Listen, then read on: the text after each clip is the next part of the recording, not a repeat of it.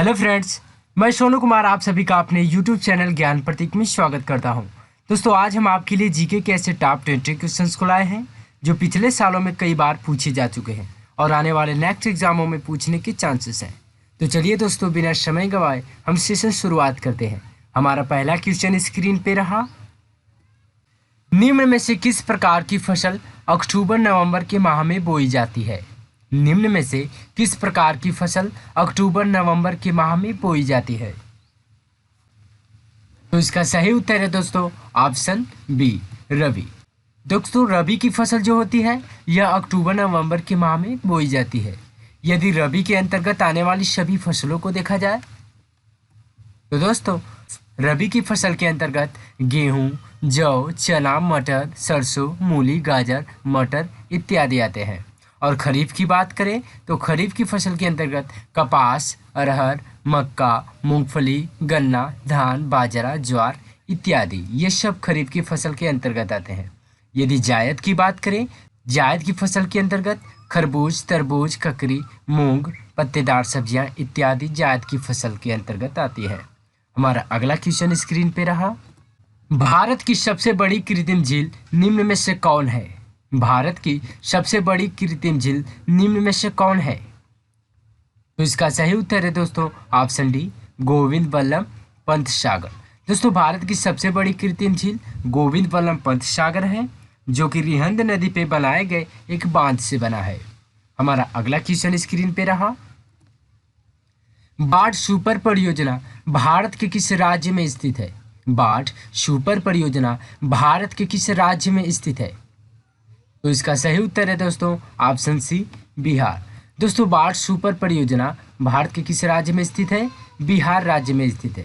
यदि बिहार को करंट से देखा जाए तो दोस्तों यहाँ मैप में बिहार रहा, यहाँ मैप में बिहार रहा। यदि बिहार की कैपिटल की बात करें तो बिहार की कैपिटल पटना है और चीफ मिनिस्टर वर्तमान में कौन है? नीतीश कुमार। और गवर्नर कौन है? फागू चौहान। हमारा अगला क्वेश्चन स्क्रीन पे रहा। माइकल फरेरा का संबंध निम्न में से किस खेल से है?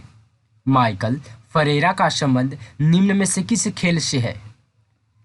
तो इसका सही उत्तर है दोस्तों ऑप्शन सी, बिलियर्ड्स। दोस्तों, माइकल फरेरा बिलियर्ड्स खेल से संबंधित है। हमारा अगला क्वेश्चन स्क्रीन पे रहा।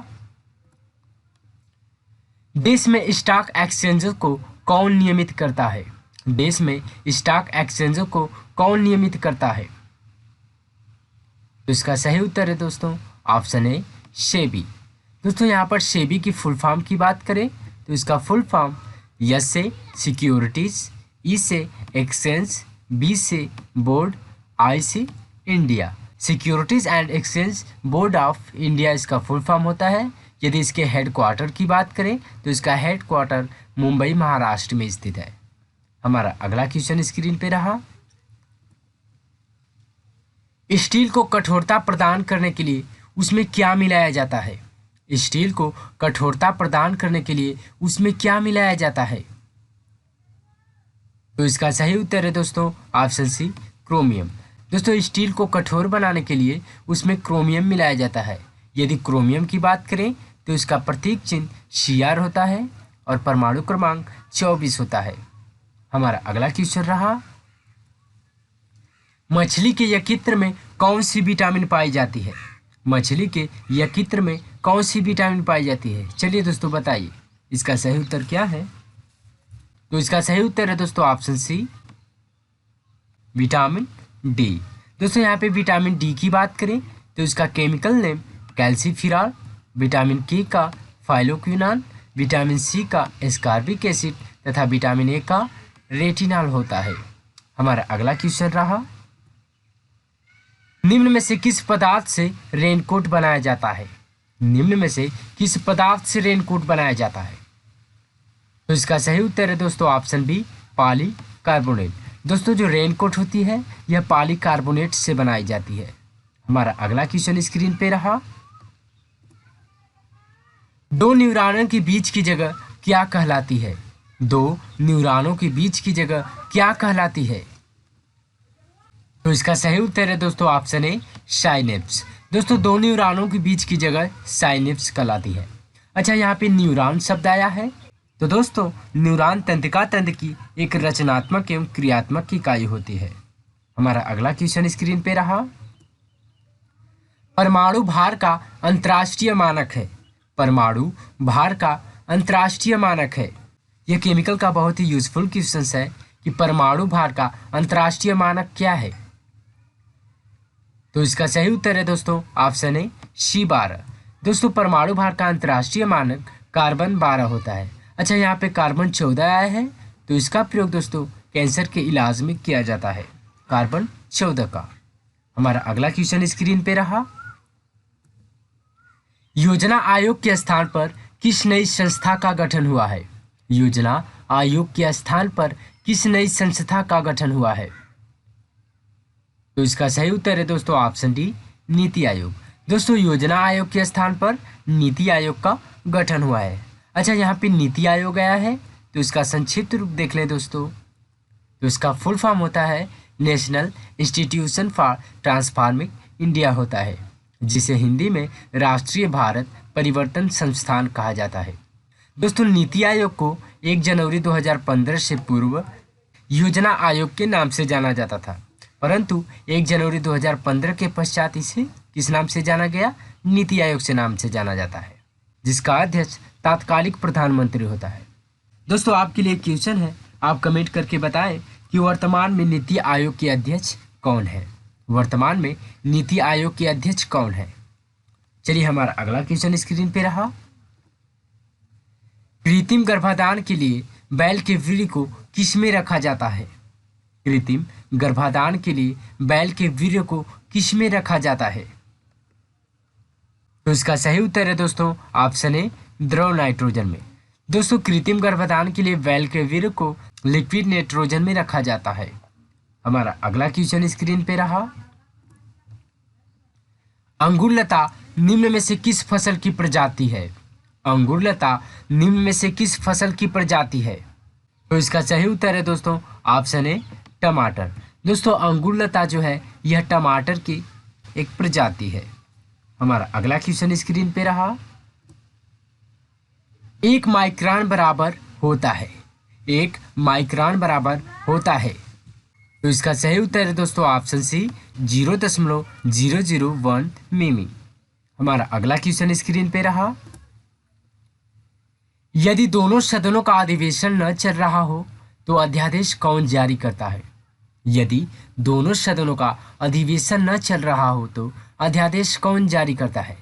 चलिए दोस्तों, बताइए, यह इंडियन कॉन्स्टिट्यूशन का बहुत ही महत्वपूर्ण क्वेश्चन है। यदि दोनों सदनों का अधिवेशन न चल रहा हो तो अध्यादेश कौन जारी करता है। तो इसका सही उत्तर है दोस्तों ऑप्शन बी राष्ट्रपति। दोस्तों, राष्ट्रपति जो होता है, यदि दोनों सदनों का अधिवेशन न चल रहा हो तो अध्यादेश राष्ट्रपति जारी करता है। हमारा अगला क्वेश्चन रहा। कंप्यूटर का आईसी चिप किसका बना होता है। कंप्यूटर का आईसी चिप किसका बना होता है। तो इसका सही उत्तर है दोस्तों ऑप्शन बी सिलिकॉन। दोस्तों, कंप्यूटर का आईसी चिप जो होता है यह सिलिकॉन से बना होता है। अच्छा, यहाँ पे आईसी शब्द आया है, तो इसका फुल फॉर्म दोस्तों होता है इंटीग्रेटेड सर्किट, जिसका प्रयोग कंप्यूटर के 3rd जनरेशन में हुआ था। हमारा अगला क्वेश्चन स्क्रीन पे रहा। शरीर में कोलेस्ट्रॉल के आधिक्य के कारण कौन सा रोग होता है। शरीर में कोलेस्ट्रॉल के आधिक्य के कारण कौन सा रोग होता है। तो इसका सही उत्तर है दोस्तों ऑप्शन बी दिल का दौरा। दोस्तों, शरीर में यदि कोलेस्ट्रॉल की मात्रा अधिक हो जाए तो कौन सा रोग हो जाता है, दिल का दौरा। अच्छा, एग्जाम में एक क्वेश्चन इस प्रकार पूछा जाता है, शरीर का सर्वाधिक कोलेस्ट्रॉल बनाने वाला अंग कौन सा है। तो दोस्तों, यकृत है जो कि शरीर में सर्वाधिक मात्रा में कोलेस्ट्रॉल बनाता है। हमारा अगला क्वेश्चन रहा। अमेरिका के किस राष्ट्रपति ने जापान के हिरोशिमा पर परमाणु बम गिराने का आदेश दिया था। अमेरिका के किस राष्ट्रपति ने जापान के हिरोशिमा पर परमाणु बम गिराने का आदेश दिया था। तो इसका सही उत्तर है दोस्तों ऑप्शन बी हैरी ट्रूमैन। दोस्तों, हैरी ट्रूमैन ने जापान की हिरोशिमा पर परमाणु बम गिराने का आदेश दिया था। अच्छा, एग्जाम में क्वेश्चन इस प्रकार पूछा जाता है, प्रथम परमाणु बम कब गिराया गया था जापान पे।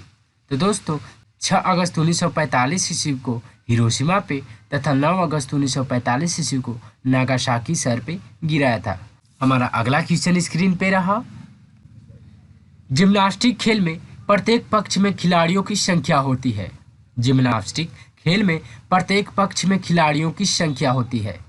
चलिए बताइए दोस्तों, यह स्पोर्ट्स से क्वेश्चन है कि जिम्नास्टिक खेल में प्रत्येक पक्ष में खिलाड़ियों की संख्या कितनी होती है। तो इसका सही उत्तर है दोस्तों ऑप्शन डी 8। दोस्तों जिम्नास्टिक खेल में प्रत्येक पक्ष में खिलाड़ियों की संख्या 8 होती है। हमारा अगला और अंतिम क्वेश्चन है दोस्तों, चतुर्थ बौद्ध संगति में बौद्ध धर्म निम्न में से किसमें विभक्त हो गया। चतुर्थ बौद्ध संगति में बौद्ध धर्म निम्न में से किसमें विभक्त हो गया। चलिए दोस्तों बताइए, यह इतिहास का बहुत ही महत्वपूर्ण क्वेश्चन है कि चतुर्थ बौद्ध संगति में बौद्ध धर्म निम्न में से किसमें विभक्त हो गया। तो इसका सही उत्तर है दोस्तों ऑप्शन सी A+B दोनों, अर्थात हीनयान और महायान, इन दोनों में दोस्तों बौद्ध धर्म हीनयान और महायान में विभक्त हो गया। अच्छा, यहाँ पे चतुर्थ बौद्ध संगति आई है। तो दोस्तों चतुर्थ बौद्ध संगति प्रथम शताब्दी में कनिष्क के शासन काल में कुंडलवन कश्मीर में हुई थी, जिसके अध्यक्ष अश्वघोष और वसुमित्र थे। दोस्तों आज के लिए बस इतना ही। आई होप दैट फ्रेंड्स की यह वीडियो आपको समझ में आया होगा। तो प्लीज़ दोस्तों चैनल को लाइक, शेयर तथा सब्सक्राइब करके बेल आइकन को प्रेस कर दें, ताकि आने वाली वीडियो की हर नोटिफिकेशन आपको समय समय पर मिलती रहे। तो चलिए अब मिलते हैं हम नेक्स्ट वीडियो में। तब तक के लिए जय हिंद, जय भारत।